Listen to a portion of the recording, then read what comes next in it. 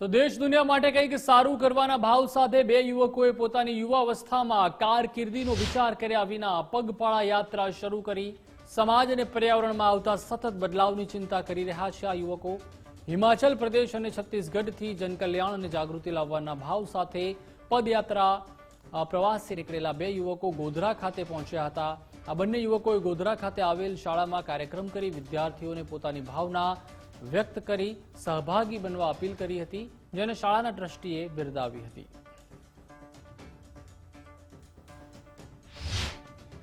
हिमाचल धर्मशाला से चला हूं और आज मेरा 152 दिन है।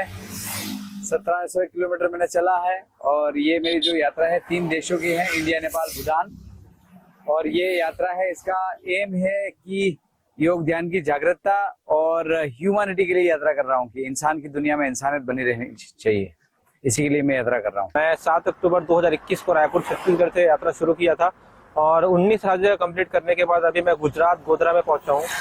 और मेरा जो ये यात्रा करने का मकसद है पर्यावरण के प्रति लोगों को जागरूक करना, पेड़ लगाना, लोगों को बताना कि हमारा पर्यावरण हमारे लिए कितना इम्पोर्टेंट है। और यहाँ पे पहुँचने के बाद हम कुछ स्कूलों पे गए थे, जैसे हमने जाके बच्चों को थोड़ा पर्यावरण के बारे में बताया जो कि हमारा मकसद है और लोगों से वहाँ पे भी पेड़ लगवाए और बच्चों से भी पेड़ लगवाए।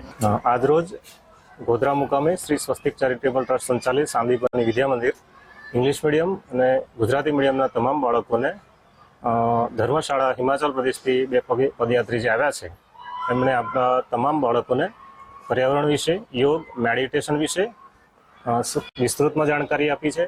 ભવિષ્યમાં એમના મેન્ટલી ગ્રોથ કેવી રીતે થઈ શકે અને જીવનમાં શાંતિનો અનુભવ કેવી રીતે થાય એની પ્રેક્ટિકલ ધ્યાન પણ આપ્યું છે। અહીંયા સાથે છત્તીસગઢથી જે ભાઈ આવ્યા છે એણે માં સંસ્કૃતિની કાળજી લેવા, માતૃભૂમિની કાળજી લેવા, પર્યાવરણ માટે વૃક્ષનું વાવેતર કેમ કરવું અને એ વૃક્ષ વાવેતરનો સંકલ્પ લેવડાવ્યો છે। તમામ બાળકો, અમારા લગભગ 250 થી 300 બાળકોએ ખૂબ સારી રીતે આ કાર્યક્રમ કર્યો છે।